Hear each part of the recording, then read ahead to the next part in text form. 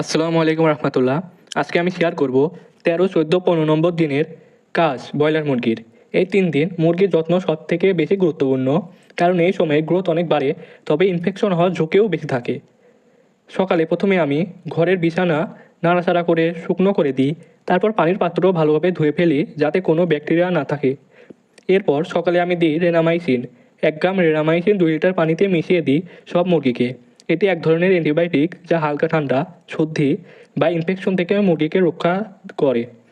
এই ওষুধ দিলে মুরগি একটু চকচকে থাকে, খাওয়া দাওয়াও ভালো হয়। আর রাতে আমি দিই রেনামক্স। 1 গ্রাম রেনামক্স 1 লিটার পানিতে মিশিয়ে দিই।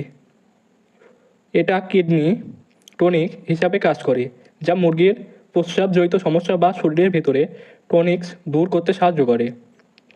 এই 13 থেকে 15 দিনের মধ্যে মুরগির গড় ওজন হয় 420 গ্রাম থেকে 550 গ্রামের মতো। যদি খাওয়া ঠিক থাকে আর ওষুধ নিয়মিত দাও, তাহলে এই সময়ে ওরা চোখে পড়ার মতো বড় হয়ে যায়। আমি এই একই কাজ 13, 14, 15 নম্বর দিনে করেছি।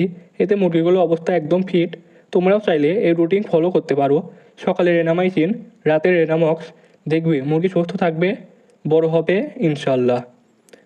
ভিডিওটা ভালো লাগলে একটি লাইক দিও, কমেন্টে জানাও তোমার কোন দিনে কোন টনিক দাও, আর সাবস্ক্রাইব করো। পাশে থাকো সাব্বির এগ্রিকালচার ওয়ার্ল্ড। আল্লাহ হাফেজ।